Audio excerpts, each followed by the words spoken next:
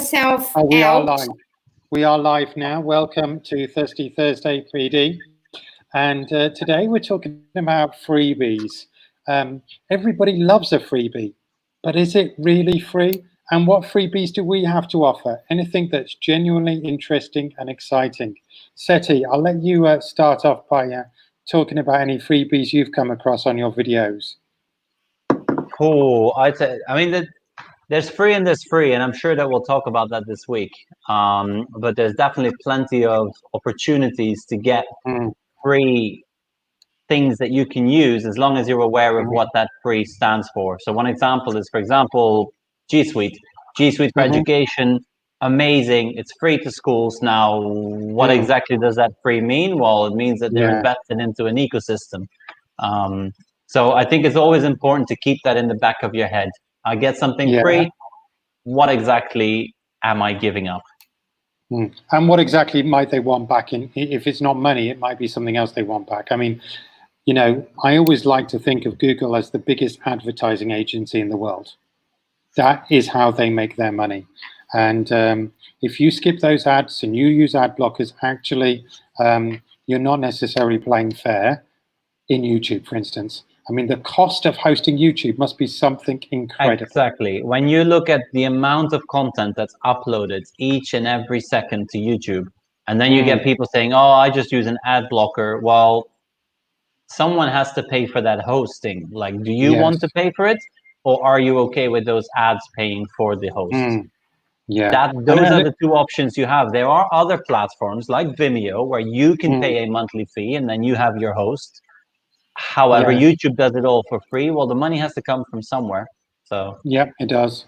And as I say, during COVID-19, there's been huge amounts of freebies announced, and obviously we have been collecting them all up for the most part just to see what's there. But some of this is happening in a way that you've got to be.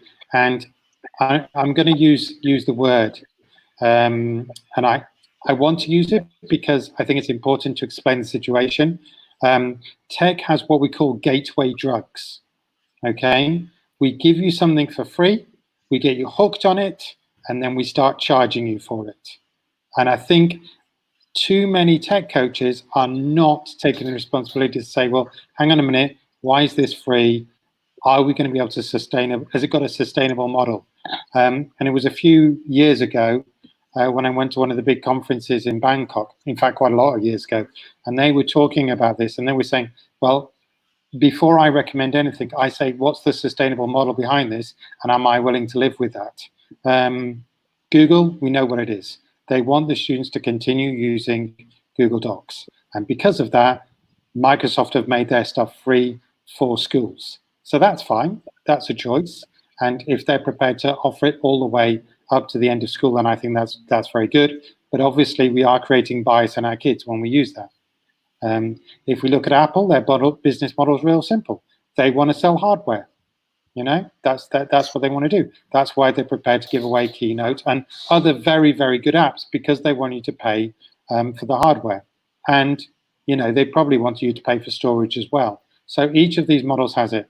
So what I would like you to do, and I'm going to give you a few seconds to think about it, I've given you a couple of business models, is I want you to think about your best freebie, but then say, how am I actually paying for this? Okay, so who shall I pick on? Eeny, meeny, miny, moe. You're looking, Ralph, your turn. Where was the thinking time? 5, 4, 3, 2, 1. That was thinking time for Ralph. Freebie. No, I came unprepared.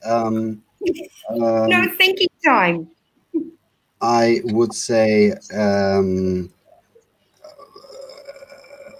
Google Drive. Okay, I'll save the day. Google Drive. Okay. Google Drive, nice one. Yeah, I mean, I think that's a critical one. And I also want to think about other things. One of the big things is that there is actually a great free system for you to keep all of your docs, to keep everything on. But there's a cost to it. And it's called Moodle. Has anybody heard of Moodle?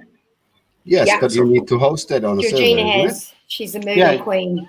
Yeah, you have to host it on a server, and you have to support it yourself. But it's genuinely free, but the tech support isn't necessarily free, unless There's you're a prepared very to do it funny yourself. German term for that. So again, it's an incredibly generous offer. It's very very difficult because it Hello, can do am I still anything if there? you set it up. Am I glitching out?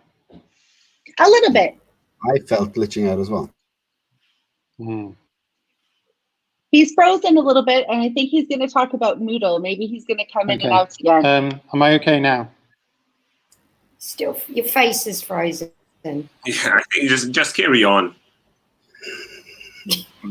That wasn't a good idea.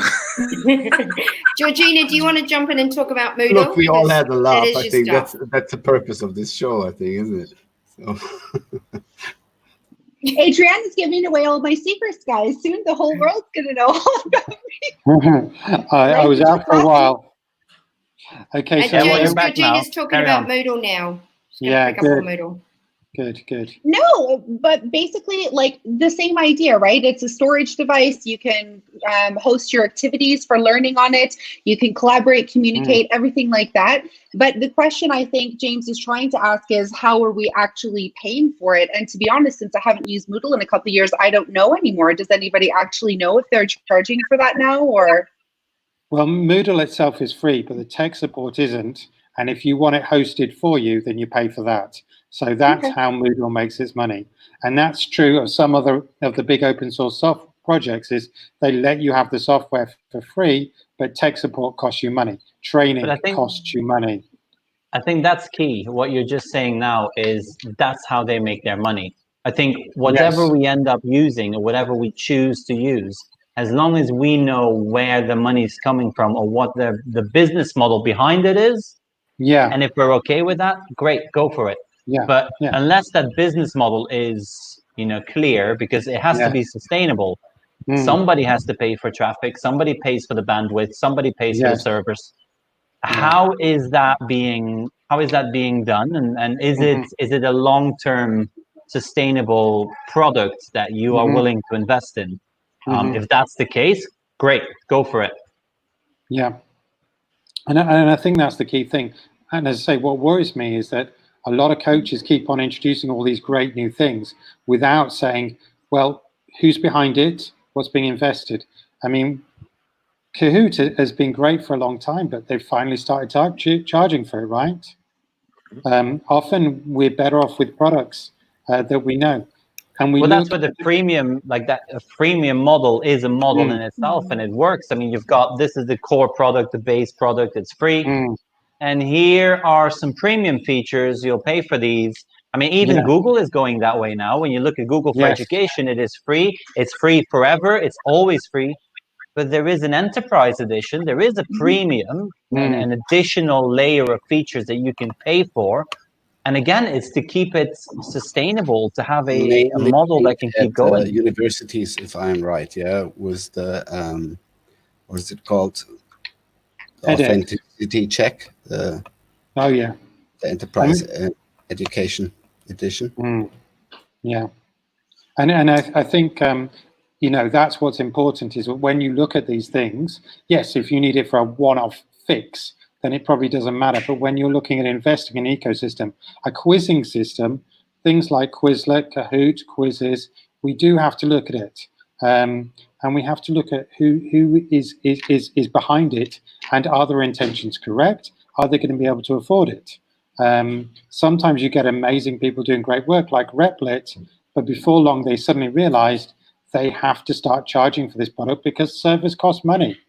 And that's the thing. If you download an application and it's on your computer, then it's not costing the people who have it something. And I think that's really what we're going to look at. And we look at these generous things. And I also want to look at this, and I'm just going to pop it in the private chat, but my behind-the-scenes man will probably post it up. We've put it together huge amounts of freebies, but most of those freebies explore in June, and basically they're try before you buy. And I think that's really key here, is that, yes, you can try it, but when we come back, what's going to happen? Our school has made the decision, for instance, to pay for Zoom. because Zoom is going to be very limited access, but somebody has to pay for Zoom. They can't be offering all this free stuff and securing their service for nothing, right? And they get a lot of flack, and I'm thinking, hang on, are you corporate subscribers to the private firm, or are you expecting all this for free?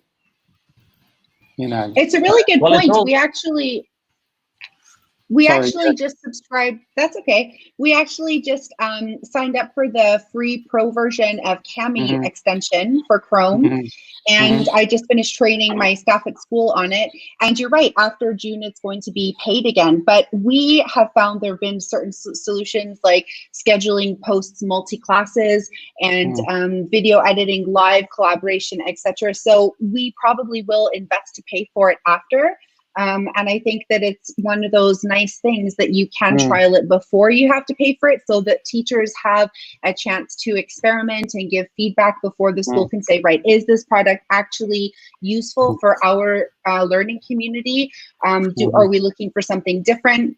Are all the features that are being offered going to meet the needs for our community? And it gives you time to investigate that. Yeah, no, as I say, I think that is where we have to look at these things. And I say tech coaches have suddenly found themselves really busy, and I've certainly been answering a lot of questions, even though I'm not particularly the tech coach, but I'm known for being fairly technically proficient. So I tend to be very careful what I recommend, and I tend to stick to the basics because that's the way it goes. Yeah, I can jump in and mention that we here in Singapore, we're kind of on a safe side because we try to reduce the amount of the applications we had, especially since we heard that we're gonna start the remote learning, and we're like very happy to see that the applications that we use, like WeVideo or like Loom, just got the extended version for free. So we already purchased. We had like 400 accounts for the school for the WeVideo, and right now they make them free for all the students. Very, very practical model, as well as Loom, that we had an account.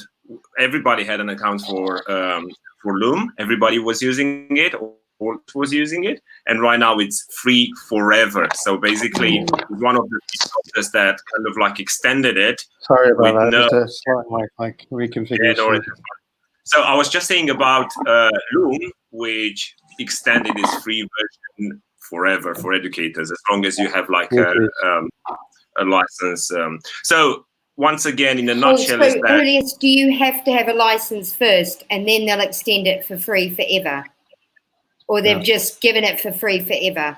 Yeah, they give it for free for educators, as long as you have an educator account. Yes, we had accounts with them, but right now we just extended that. So we were their clients basically, and for us was just for us was just an extra present, like our budget, that all these apps that we paid for just got extended.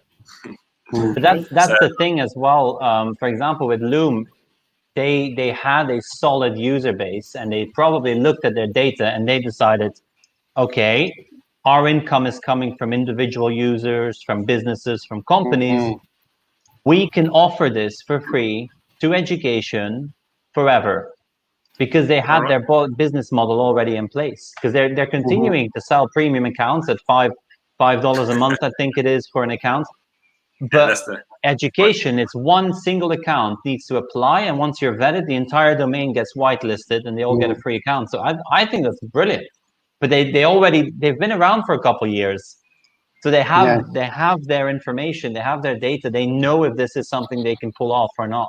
And I think Loom's a brilliant example of somebody, and in some cases businesses have got other revenue streams and are happy to do it for educators out of goodwill, and that's absolutely fantastic when that happens. How do you work out whether they're doing it for goodwill or to cash in, though? That's the dilemma, isn't it? That they're stepping forward and saying, look, we know at a goodwill, that kind of thing. I just had an email today from a company that said, we're going to extend your trial because we really think this would be helpful for you in COVID. And here's an idea of the prices after that. And immediately I'm like, it doesn't matter how good your product is. The fact is you're extending it for me to use it, buy into it, but you're already thinking of the charges afterwards. I mean, there is I think that's legit because they're telling you this is how much it's going to cost. There are some practitioners who don't tell you that information up front, and I think that's fair. I think that's Okay. they're saying, for me, that's fair. I'm going to give it to them, and it's gonna also a cost this business much, so you can decision. budget. I mean, when you look at Loom, for example, they saw that over the last few months, to name a couple of companies, Screencastify has been gaining ground. They've been I love gaining ground. They've been having, a lot of success. They've been, and so what they said was, look, we are already there in the business world. Well, if we offer it for free in education, well, once they're graduated and they need an account, there's a good chance if they know us, they'll stick to us. It's called paid forward. Yeah, it's an investment. It's a long-term investment. I mean, myself as well. I love how Screencastify is so integrated with Classroom, but Loom, I prefer Loom. So then once I no longer have access to that educational account, I will probably pay for the subscription for Loom because I think it's worth it. So it's an investment on their part. Yeah, and companies that have got the background to invest in the long term with students like Microsoft, Amazon, Apple, the big companies, they know that the payback is.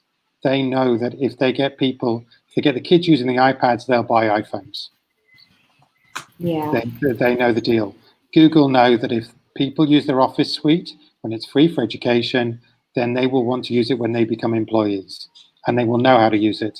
It's amazing Same with Apple. how people don't use Microsoft Word anymore because it wasn't free for a while.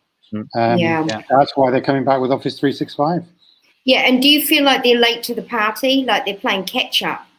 They are. It's just like, okay, now you're coming back with freebies and things that are online. That's great, but while you were away, being complacent in the corner, all these other companies have moved in. But actually, to be honest, I know about that, and it's because Microsoft leadership took their eye off the ball. They messed up on Android. They messed up on a few things, but the current leadership has definitely brought it back. And Sattel, if I said his name right, you have to forgive me. He really has understood this and made a lot of the right calls. I mean, Office 365. Who would have put Office 365 with video games, but Minecraft education is all under Office 365, and they are looking for those killer apps. The other one, and I know he likes it up over there. What's your other favorite, Ralph? Tell us about that they've made free, because it was chargeable before. I'm not sure you're asking about what suit now. No, the video. Oh, the video response system. He's thinking about it. No, I didn't get it. Sorry. There was a glitch. You need to repeat it. Okay. You know, Microsoft owns that video system where you can give like 90-second responses using videos. We call it Flipgrid. That's the one. Okay. Sorry. I'm a bit slow. Yeah, I haven't used it as much yet. What I have noticed is with whatever video I do, the uploading process takes ages sometimes. Yeah, sure. Is that at the moment? Because we are noticing like really slowed down Flipgrid, Screencastify. We had a little issue with Google Meets the last couple of days. Everything, YouTube even, our YouTube channel just really slowed down. Google backbone, isn't it? But obviously with Flipgrid, I think your local computer records it first in some kind of codec and then streams it up somehow, I believe. So surely the Flipgrid servers are in high demand at the moment. I mean, back to the whole say before, with all the tools we can try out now, or that is what I wanted to say, is it's so important that we as tech integrators take the trial period very seriously, so we inform our teachers and get everybody on board, and even get a few classes extended on board, so we don't let the trial period run dry, so to say, which I think my school didn't happen so far, but I can see it perfectly happening without blaming anybody, because we all have much to do, and that would be a shame. And now, especially in this period of time where there's so many free tools, it's really difficult to get a good view.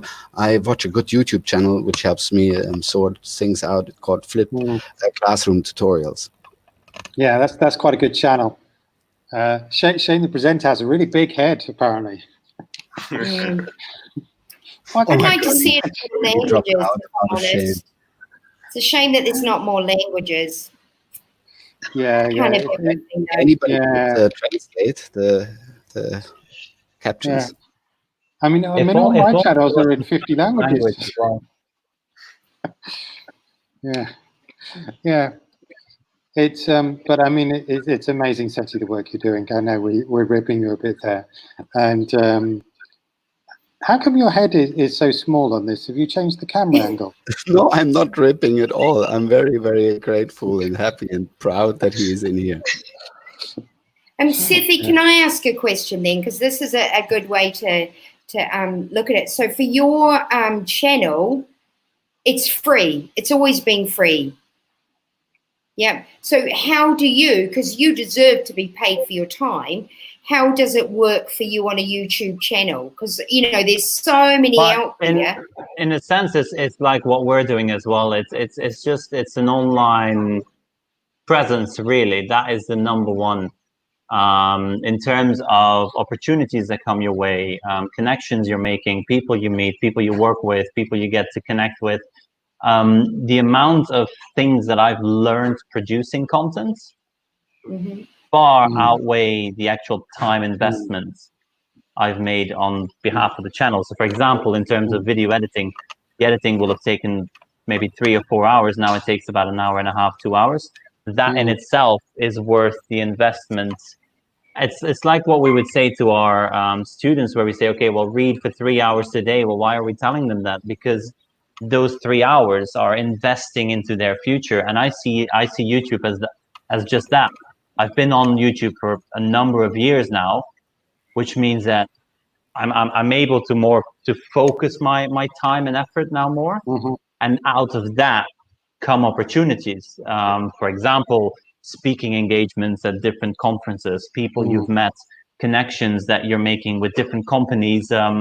For example, I'll do a demonstration on a product, and then a question comes in that there is no answer to online. Well, there's a good chance I already have a contact at that company that I can now reach out to and get an answer to that question. So that is where that payment comes in, is that you have an in, it's almost like a shortcut in terms of getting the info. Now, I would say we had like a prolific YouTube blogger from Malaysia come in. I didn't know who he was, but the kids did. And the message he gave to them was, they were all like, who wants to be a YouTube blogger? They're like, me, I want to, make loads of money. And he was very clear about it. He said, if you have a passion for it, the money will come later or not. But it doesn't matter. He's not driven by the money. He's driven by the passion of what he does every day. Too many people think that they're going to make money. And that's because they see those big names. But then what they forget is that those big names have 4,000 or 5,000 videos under their belt. They've been on the platform for 10, 15 years. And the vast majority of the money they actually make comes from brand deals, sponsorships, speaking engagements, all those other opportunities that lead to making money. It's not just YouTube. You need to see it. My biggest payment is the fact that I'm not having to pay for my videos for a host. That to me is my biggest payment, because the amount, I've now got 225 videos on my channel. If I had to pay for video hosting to serve those videos to all the people watching, that would cost me a fortune. That in itself is worth it. Once upon a time, that's exactly what I had to do for a big professional company. And we're talking many thousands of pounds just to host a few videos because of the amount of views and everything. And that's money that costs you straight. And I think you are not able to monetize it either easily. Yeah, we were. well, I was a corporation, so I was. But that's the definitely thing. Like, if you look into real monetization of YouTube, or real monetization of video content, if you're in it for the money, let's say that you're in it for the money. Yeah. Yes, you can monetize your content, and no, you do not need a lot of subscribers. It's how you do it. Are you building an email list? Are you linking to affiliate products? Are you getting in touch with companies? Are you doing brand deals? Are you doing sponsorships? So if you are really in it for the money, yeah, there are opportunities, but it will be obvious. Like, I mean, we've all seen these YouTubers where we're watching them, and then, after 2 minutes, this video is brought to you by Squarespace. Well, Squarespace has paid them for that. Like, it's obvious, but that's because they have a reach. And then the decision is up to the creator. Are they going to endorse this product? And why? So first of all, are they just accepting a payment? Or is it something they really believe in? Like, for example, I mean, I've endorsed products on my channel, and because I do product reviews and I do different programs, but I always make sure that I am 100% sure that this is something I would also recommend to my colleagues, that this is something that I would use. For example, when you ask me about video editors, yes, Camtasia, it's amazing. I love Camtasia. It's basic, but for screen recordings and for explainer videos, it is the best out there at the moment. Yeah. You want to move beyond explainer video? By the way, from Camtasia. I've done a video about that. I love it. It's brilliant. It's easy to use, and it's just so. It's really unique. Do you trust the creators that you're watching? And then what they say, do you believe them? And that is an important thing. It's true. And I think that's the key thing about all of this. And Adriana, I think, has hit a real good point about how do you know who to trust? And the honest answer is that the tech coaches are very much responsible for using intelligence because, busy teachers don't have time to do any of this. And one really hopes that the tech coaches have been given a certain allocation of time, although I suspect in many cases, not nearly as much. People are shocked to hear that I'm doing all of these shows and bits and bobs, but I have a full teaching schedule. You know what I mean? And SETI, I think, has a very large teaching schedule. Yeah. And Ralph and probably everybody else on here. But the thing is, we believe and we're passionate and we want to help those other teachers, right? Adriana's nodding her head that way. I don't know what the deal is there. Yeah, I don't have a big teaching timetable. Yeah, but what I would say is you're quite right. You come to the tech coach, but I mean, like, I'm the only technology coach in my school. So, like, these things are ideal to bounce out and say, I am committed to Screencastify, definitely. But then my colleague comes up with Loom and I'm like, new kid on the block. But it's really good. I really like it. So again, we went back to that thing. It's being able to give teachers choice, isn't it? That we say that, I'm looking for a video conferencing tool. Well, here's 3 that have come up, got different merits. I'm looking for something to fill my screen. Oh, well, here's 3 different ideas that, you may or may not want to take on board. Yeah. And I think also the amount of support you can offer is also important. If you say you can try this, this, and this, you might say this one's at your own risk, but this one I know really well and can help you with. And I think that's where the tech coach comes in as well, in terms of, here's 3 programs. One would hope that you've at least looked into, have they got a privacy policy, and what is their privacy policy? What is their business model, and are they just giving it for free, and what is behind it, before recommending those, or recommending all 3 and making it very clear, look, this is my favorite and this is why. This one works just as well. However, there is some concern when it comes to this, this, and that. And then here's number 3. It works really well. These are the benefits. However, I couldn't find a privacy policy, so I wouldn't recommend it. So I think that's where the tech coach might look at things differently compared to your everyday teacher who sees a tool and just jumps on board and loves it. Yeah. Yes, definitely. Yeah. Well, it's a really good. Sorry, carry on. Go ahead. All right. I was saying I rely massively on the ISTE standards, like platform or tool free. So when a teacher comes to me as an EdTech coach, the first thing I would just like use these words like, would you like to collaborate, or do you want to facilitate? Or are you a designer? Do you want to design your lesson?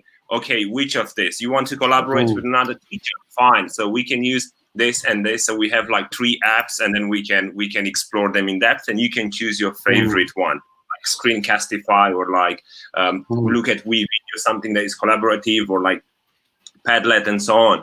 Wait, would you like to be an analyst? Would you like to get like some data insight from your lesson? Do you want to see analytics and stuff? Then we look in a different profile. So as we implemented the ISTE standards for like 3 years now, I'm like totally relying. So I'm a sort of ISTE coach at my school, and that's how I approach teachers. I'm trying to pass on this to speak the common language. Tools would be number 2. We use something. We find something. So, Julius, can I ask, where are the standards from, though? Where are the standards from the ISTE? Are USA centric or just general? They're like International Society for Technology and Education, and they came up with like 7 standards for teachers and for students. And for teachers, these are like, you're a designer, you're a learner, you're a collaborator, analyst, and so on. And then you have like different criteria that you match. And for students, you have like digital citizenship, computational thinking, and so on. And for each of these standards, you have like different lessons, different models. I mean, digital citizenship, we can talk about this for 4 years, right? And if you look on that ISTE.org or ISTE.com, if you find the ISTE standards, we have posters with ISTE standards all over in school. And the PD days are based on ISTE standards. The orientation week at the beginning of the new year. I have a question for that. Right. Are you thinking now often in these categories of the ISTE standards? Like, do you find yourself that lesson is described to you with a certain demand, and then in your head pops up, that's that standard, and I think that's what I became, because we use them every single day, and yes, definitely. For me, that's a kind of with all the academics here, like James. It is always fascinating for me to see that if we are on a higher standard of learning, we also are on a higher standard of reflecting our skills and their categories. I mean, I think the ISTE standards provide a beautiful framework that anybody can use. And although they originate in the US, they're not particularly US-centric in terms of the way that they think. And they work very well with IB schools, for instance, and even the UK schools, that they work really well. And as I say, they do bring a maturity to the application, because we've looked at quite a lot of models and things, and I think ISTE does do quite a lot of research, and that really helps. And obviously the US is one of the biggest users of these things in the world as well. So I would recommend a look at the website, because the standards and everything are free. How do they make their money? Now that's the question. How does ISTE make its money? I think they make the money by organizing this huge conferences, and kind of like they give accept to, because right now if you look to Common Sense Media, even Google right now, G Suite is linked to ISTE, so they have like they become a sort of a jurisdiction, or like, what would you call this, like a company that would give them like the green light. And also the certification and training is this is new. This is kind of new, as like, and again, like you have Microsoft Innovator, and you have like Google level 1 and Educators level 2 and 3. ISTE came up with a certification as well. It's called ISTE Certified Educator. And I mean, we're just doing that at the moment, Julius? Framework, yes. Yes. Okay. It's not doing that one kind of. It's just the amount of learning that and the reflection that goes into that is priceless. But then again, ISTE, they know what they're doing. I mean, they've got 5 levels of membership. They've got the big conferences. They've got the certifications. They've got the school certifications. They've got all the trainings. They've got select partners around the world that run these certifications, and they're not cheap. So, I mean, it's a business model that works for them. But again, they have so much free content on the website available in terms of these standards. And so, yeah, good on them. Good on them that they've found a model that works for them. Yeah, and They I think that's are- the thing. they Is we are know an- exactly what's painful. Oh, sorry, carry on. They're a nonprofit organization. So I just wanted to say that, yeah, they're making their money exactly like was said through the conferences, and they get their sponsors, but they're completely nonprofit. And there's a company, the only ed tech company right now is Apps Events, who are offering ISTE certifications. I know because I'm going to hopefully join the next cohort whenever we're back to being able to fly to other countries for the in-person session. So shout out to Apps Events. Are we allowed to do that on here? Give shout outs or not? So Why not? Well, you just yeah, have to. absolutely. But Yeah, very great. Okay. There are a few providers in the US, right? And I think 21st Century Learning are out in Hong Kong as well. Yeah, so the Apps Events this year is the first year. So it's the first year that Apps Events is able to offer ISTE certification. So obviously, if you want to do it with Apps Events because you're going to get a really good deal. That's all I can say. I did mine with 21st But Century Learning. I might be a bit biased there. So Big shout out to James Thayer. If the man in the background could maybe share his tweet handle. But yeah, I think, internationally, 21st Century Learning and Apps Events are the two companies that are out there. In the US, I think ISTE do it themselves, right? I'm not sure what the deal is. Yes. And then seeing as we're talking about sort of free content shared with teachers, just in terms of professional development, there's so much free stuff out there that I just want to highlight as well. So everyone watching, like you were saying just now that Microsoft was late to the party. Yeah, they were late to the party. But if you look at Microsoft for Education, about the resources they have available on their website, it is mind-blowing. It is above and beyond what Google gives us. It is they have certifications, badges, trainings, it's all there. Apple with their whole, everyone can create curriculums and all the content, and all the shops are shut now. So what are they doing every day at Apple? It's all online now, and it's free trainings and free videos and free. Whereas Google, they were the first ones there, but they rely on their trainers. They rely on us. Yeah. Whereas these companies are actively just putting out content, training. Julius and I were at a webinar last night for Apple, weren't we? Remote learning in international schools, which is really, Google really has good. their teacher center, and they have really, they've got first day of. So we met conference Quickly, a host. question for all of the panel. Before that, I want to say, please, everybody share and this video and promote our channel. Aren't you impressed with the availability of the G Suite, that we have very little to no outages? Yeah, actually, I have to say I'm really impressed, There is only a couple of days out of 5 weeks of online learning, 3 specifically, that were a little slower for uploads and for our domain, and that was it. So super impressed. Same. I mean, I had one day where a video upload really struggled on YouTube. Yeah. But then I just tried it again 2 hours later, and it worked just fine. But I think these companies knew that, because realistically, there's the big 3, isn't there? You've got Apple, Google, and Microsoft, and they knew, okay, everyone's at home now. Everyone's learning from home. Whoever has an outage first has lost the race.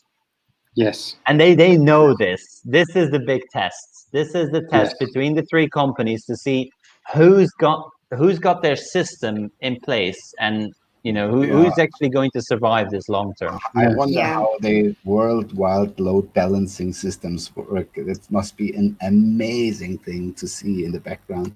Well, although we say there's 3 companies, we mentioned 3 companies, that there are 3 companies that are responsible for the majority of the web.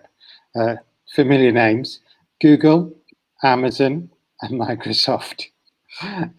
So those guys. Backbone-wise, we have to talk about the ISP as well, and Cisco, and these guys are bigger than those. Cisco do provide the hardware, but as I say, those are the 3 people that provide most of the server capacity. For example, in Thailand, Google works better than Microsoft because Google provides the ISP's bandwidth to Singapore. So the ISP has to use Google cables. Interestingly, the other company that's investing a huge amount in cabling is Facebook, because again, they know that they need their service to work as fast as possible. So as I say, but in terms of absolute bandwidth, that's it. Cisco are in the mix, but they do slightly different things. That their physical network is what powers a lot of the net. But in terms of who's got what bandwidth and what server capacity, those are the big three. And Amazon are absolutely the leaders in this. They have a huge share. Oh yeah. And they do have some stuff, but they're mostly US based with their stuff. But the Microsoft stuff, I want to give them, in terms of accessibility, their tools have come a long, long way. OneNote and Microsoft Word, in terms of reading and things for dyslexics and readability, it's just incredible how far they've come. So also, another thing that I've noticed now with this whole situation is how much, I mean, I use a lot of Google products and I have it all the time on my channel. I'm sort of a Google guy. However, when I look at this time and who's invested, it's definitely Microsoft, because when you look at how they have literally taken their roadmap, let's say they've taken their 12-month roadmap and they've just compressed it into 2 months and they're rolling everything out right now. Yeah. So, I mean, they've got the money behind them as well, but Google has this as well, and they've been incredibly quiet, realistically, on the front of rolling out new features, rolling out new things that are needed right now. We've had to rely on extensions written by teachers, written by third parties. We've had to rely on other people jumping in and stepping up, whereas when you look at Apple, they've done the same thing. They've immediately pushed out an entire web presence and extra content and new approaches. Same with Microsoft, new features. I mean, next week, again, a whole set of new features are coming to Microsoft Teams. So, I mean, that's the only, I'm feeling a bit sort of like, well, Google, where are you? Like, what? But then again, they've got their other avenues as well. They are probably, you know, pulling their hair with all the bandwidth being consumed at the moment. And I mean, they've had to reduce the standard definition on YouTube, and they've had to, so they've got other things happening. Yeah, great. But when it comes to just within education, because that's what we're focusing on in this episode is, you know, free in education. I think Microsoft has really stepped up. Okay, I want to pass this across to Georgina because you want to say something. Go, Georgina. Oh, thank you. I just wanted to say that I wanted to shout out Google for their tech support, because as a G Suite administrator for my school, we had a couple of web hosting issues here in Jordan, actually double hosting through two different providers here. And G Suite have been on the same ticket with me for 4 weeks now. We're trying to solve this with the local hosting and internet providers. And when I had to wait in the queue, I was like first in line, and another time I was second in line. So I think that for those of us who do have to contact their tech support, I think that, you know, that's a positive thing. And I also wanted to say, to Seti's point about, you know, Google and Microsoft and who's been promoting more, etc. I think that it also depends on the corporate loop. Like, yeah, we're here to talk about education, but initially, what were these companies actually for? Did Google set out as an education service? We have to keep that in mind when we're, I think, just to be fair, like who's at the absolutely. Don't get me wrong. I mean, if you look through my content, it's the vast majority is Google. I love it. It's just on the other hand, I'd much rather Google concentrated on YouTube than trying to create some rubbish. Would you? Yeah, no, absolutely, absolutely. I was just in a GG group, and they were saying that they were struggling to get a handle on YouTube, and you think, oh my goodness, somebody fix it then, please. But I really like what you pointed out, though, Georgina, is that their tech support, and this is not just now. This has been, I mean, I've had multiple times where I was setting up my training domain, where I was setting up things with school. Their tech support for EDU domains has always been incredible.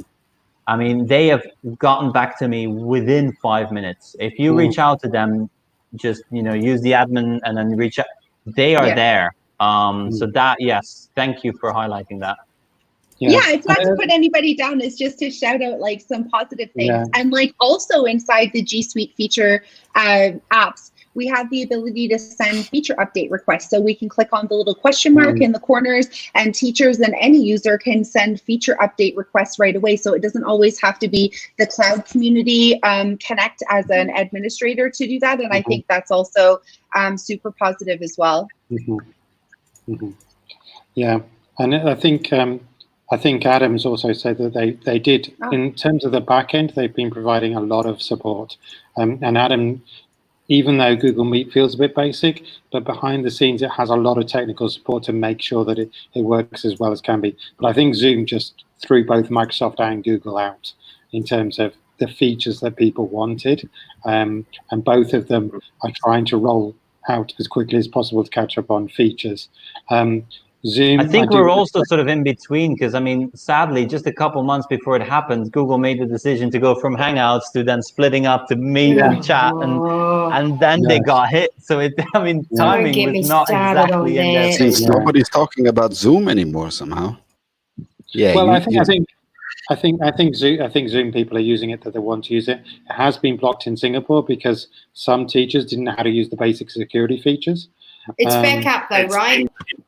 It's back. It's back. So this was just at the local schools in Singapore, and to some like privacy breaches. But they give them the green light again, so they're like fully operational on Zoom. Again, local schools like MOE schools. I mean, I think you have a choice, and I think that I've used both Zoom and Meet. Meet is very simple, but it does the job. Zoom has the features a sophisticated person like myself requires. That's right, right? I like that.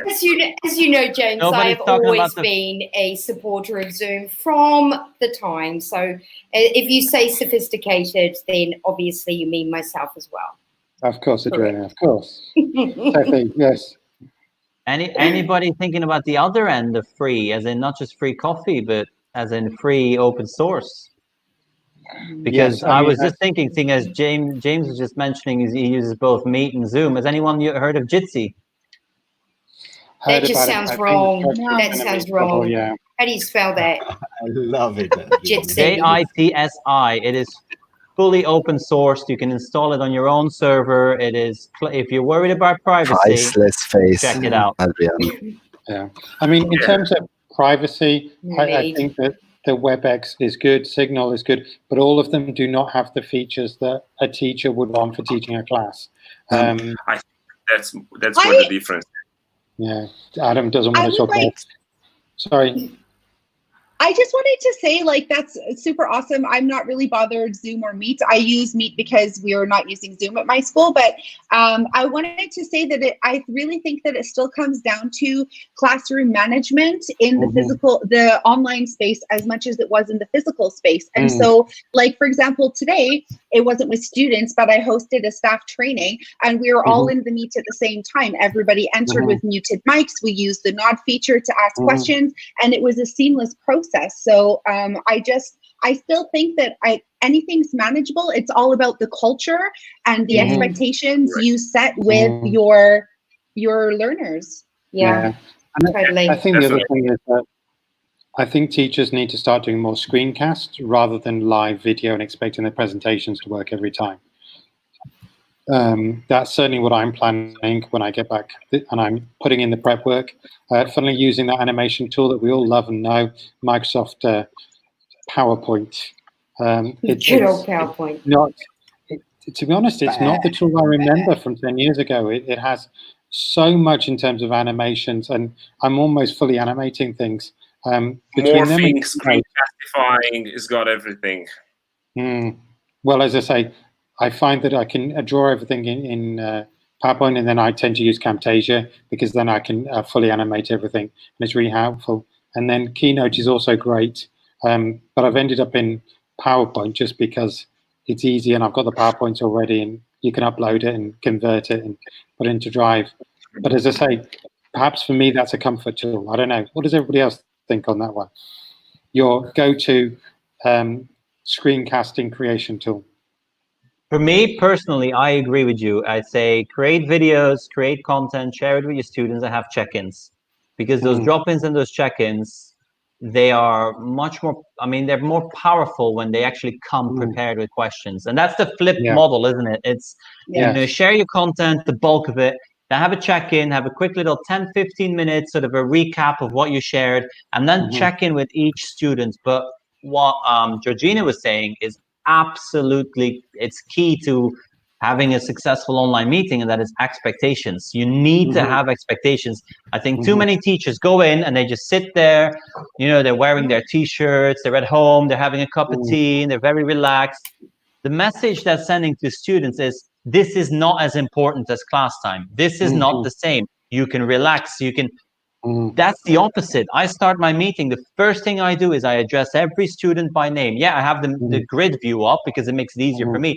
I address them by name and I welcome them and say, oh, good morning, so-and-so, good morning, so-and-so, good morning, so-and-so. How are you doing? Okay, just quickly switch on your mic because it's easier to hear you than to see you type in the chat. You can still pop your questions in the chat, but if you ask me, I'll respond to you much quicker. The chat, I might only get to it in 15 minutes. So make sure that your mic is on and just have clear expectations. Be there, check in. Wait until I've actually told you, okay, off you go, do the work and come back in 20 minutes. I'm still here if you get stuck. Like, and just run your online session as you would run your classroom. And, you know, someone goes quiet, name them, call them by name. They're your students, you know them. What makes the online, I mean, back to what we were talking about earlier, run it like a stream. Have you seen some of these successful Twitch streamers? They call all the people in their chat. Say, oh, great, Neil, I see you're engaged in the chat there. Yeah, I agree with you. It's very difficult for teachers to create video and share it. And just, there you go. You're reading as you're talking. And that it's a skill you need to develop. But after 3 or 4 live meetings, you've got it. You're reading those chats. You see that Dina's in the chat. You see that Thirsty Thursdays just replied because we are also in the chat. So you just, you're on top of it. And if you run it like that, your students will be engaged. You need to be like a streamer. You need to be unable, like just keep talking. I think that, guys, I think it's really nice that we have the choice to choose. So back to James' question about what do we want, what's our go-to for recording and screencasting? We have the choice between synchronous and asynchronous.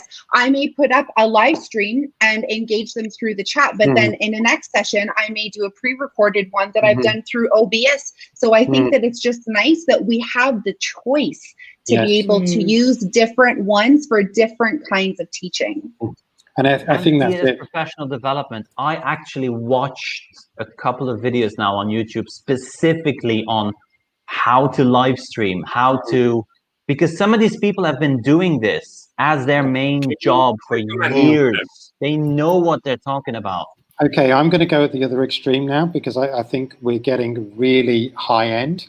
And actually, I will say, if you are not comfortable with any of what Sethi said, the other option that I think is really, really good for those teachers who want to take their baby steps into tech, want to provide nice lessons, is actually HyperDocs, which is just a Google Doc or a Microsoft Word file that guides a student through the lesson. Spend your time writing decent Google Docs and then be on hand to answer questions from your students, because that is very low tech, but it's enough that you can use it. Absolutely love HyperDocs, but sadly, many teachers are being put in a position where management expects them to be online 3, 4, 5 hours. Okay. So the trick to that is what you do is you do go online, you explain, I'm going to give you this HyperDoc, I'm going to give this HyperDoc, and if you get stuck at any point, you can ask questions. Then the students go on and they do the HyperDocs. And I haven't quite been doing HyperDocs, I've been doing a mix of media, but what I found is really important is having an anchoring doc to take the students through your lesson, whether it's a slide or it's a set of slides or it's a select doc. And I think that's really helped my lessons move along at a nice pace. Mine tend to be a little bit more sophisticated than my videos and bits and pieces in there, but there's one doc for your lesson, so you can follow along, you can ask questions, and then I talk to you at the beginning, give you that nice meet and greet. Okay, so Georgina? it's a good point. Sorry, Georgina, go.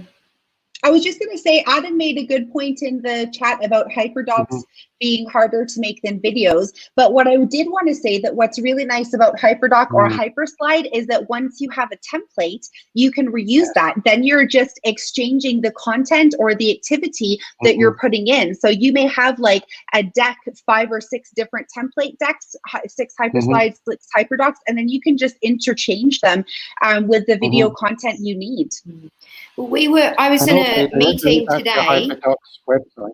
I was in a meeting today, and it was like talking to people, and they mentioned hyperdocs, they mentioned Google Sites, but the thing is, teachers who are already using them are now reaping the benefits, but it's very difficult to get somebody who wasn't using them before to come on board with it. They kind of like the idea of it. We got them into a Google slide where they could put their links just as a starting point.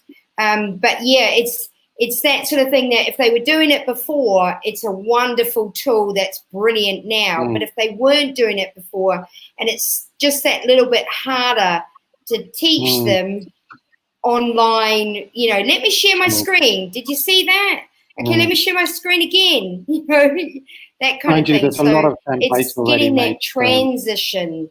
Yeah, but it's the mindset, isn't it? It's the, you know, come on, you can do this kind of thing. Well, it's a bit like the first weeks when we talked about distance learning and sticking to the tools you're familiar with and not introducing too many new ones. Because, I mean, our teachers, our middle school, they are using Firefly, which is a platform we've been using before, and they're basically using it like a hyperdoc with all links. And but that's because they were familiar with that platform already. Sure. I love hyperdocs and hyperslides because I dropped a link in the private chat. Slides Mania, which is a page where you can find lots of templates, has actually made very specific hyperslide templates just for this time with weekly planners and so I mean the resources are out there. And it is, I mean, thankfully we've got some amazing tech coaches with us, but not every school will have. So hopefully if you do struggle, you can watch this video. And I think that's it. And speaking about, sorry, jumping in again, speaking about the hyper, everything is hyper.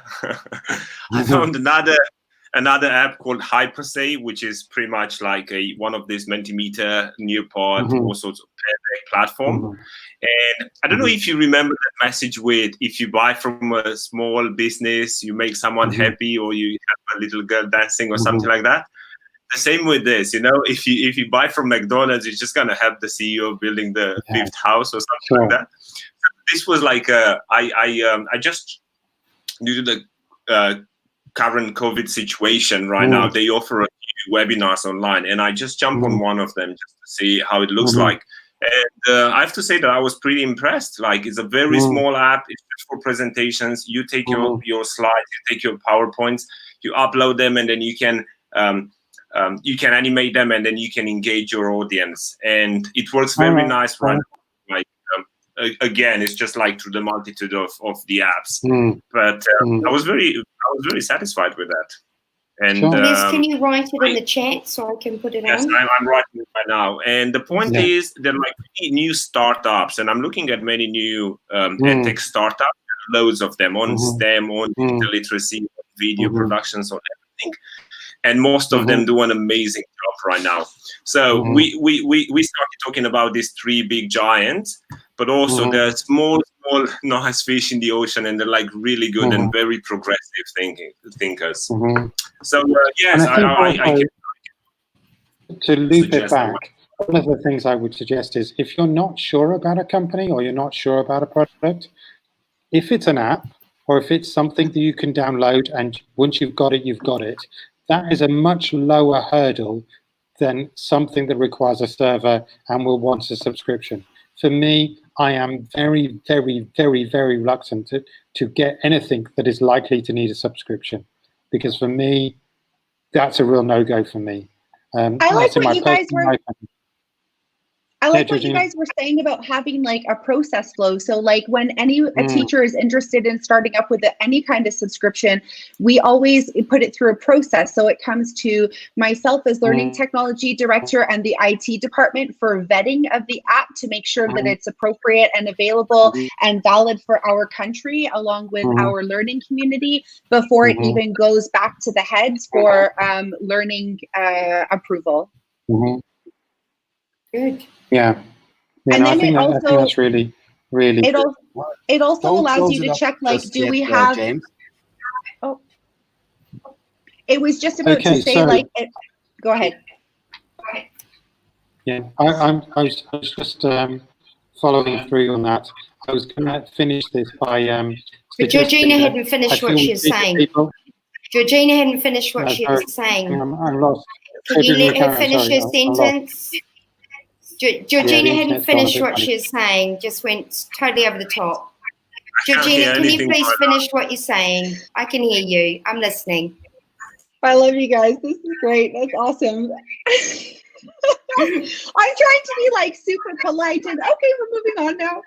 No, it's just basically to say that it also gives us a chance to see if we already have a subscription similar to that. There's nothing worse than a school, nonprofit or privately owned, wasting money because they have another subscription that basically does the same thing.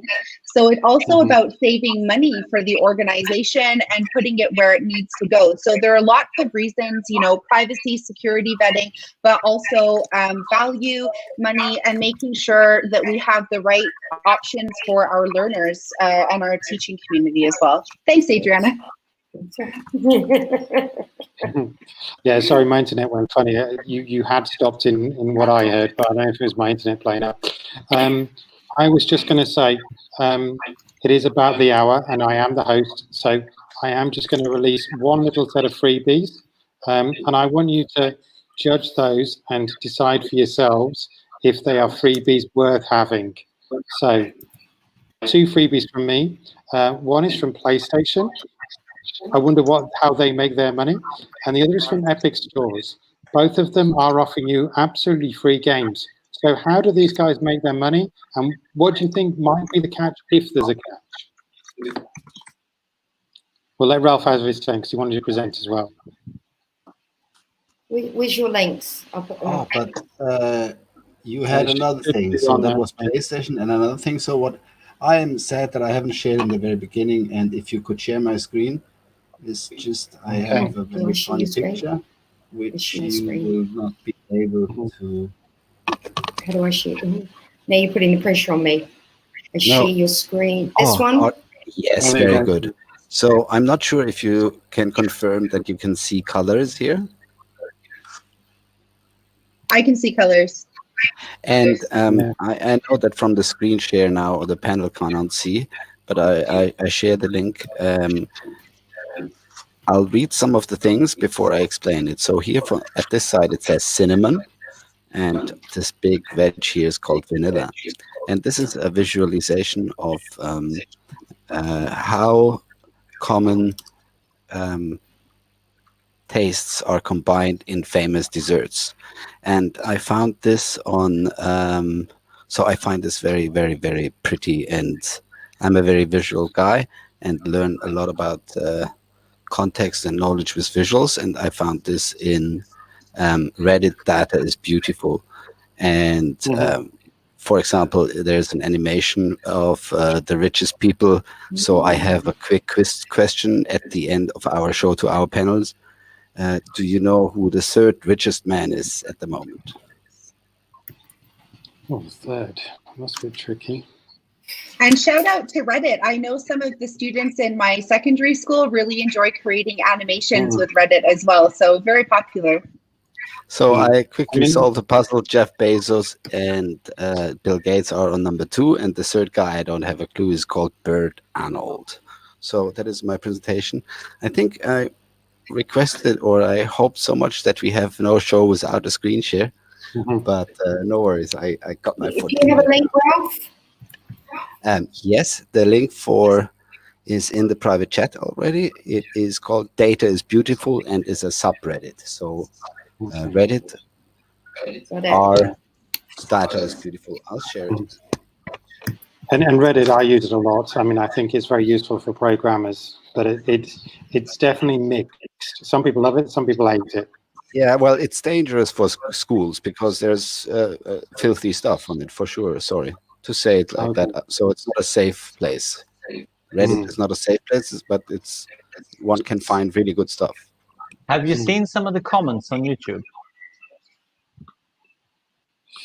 Yeah, some of them need blocking at least. Yeah. Neil, I put the link in the comments for you. I noticed you asked for that. Adriana, final comments to round up? Oh, in terms of what we use, to be honest, I'm still no clearer as to whether or not I should grab the free stuff. I have grabbed the free stuff. I've even gone for Canva for Education, where you can sign up and get the extended features for yourself as an educationist and the students that come into your class. So I've grabbed that. I've grabbed Edpuzzle. They've given me a premium account. Basically, anybody who gives me free stuff, it's kind of my mantra in life. I take it. So yeah, that's why I'm at Teach Meets all the time for the free food. I mean, Adriana's raised a good point. A lot of companies, fair and square, will give the teacher a free account in the hope that they can then get you to pay for the pupils. And I think that's fair and square if that's their plan and they're upfront about it. Okay, Julius, your turn. Oh, Julius. Okay. Georgina, final words. I definitely want to shout out Adobe for Education, and Adobe Spark as my go-to freebie. So many students able to create journals, infographics, video content can be used across the K-12 curriculum. So definitely shout out to that for my freebie. Awesome.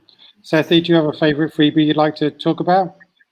Not necessarily a favorite, but I do like what Adriana said about the educators. By all means, if you're comfortable signing up for a freebie, go for it. But we do need to always be wary when we are going to roll it out to our students, is that we need to have done our homework. That would be my main. And I think that's a really good note to finish on. So obviously enjoy the freebies that we have right now, but just always think about what's the motive for giving them. It might be altruistic, might not. And we need to make sure we guide our students and we use our intelligence. Thank you very much. It's been Thirsty Thursday, PD. Enjoy. Yay, Thirsty Thursday. Hey, you got to switch it up. Share this link out and let our panel extend. Adriana, we're still live. Oh, that's okay, Adriana. Yeah, It took me like 20 seconds the first time to find the button. I got it. Got it. I got it. Already know. Thank you very much for joining us.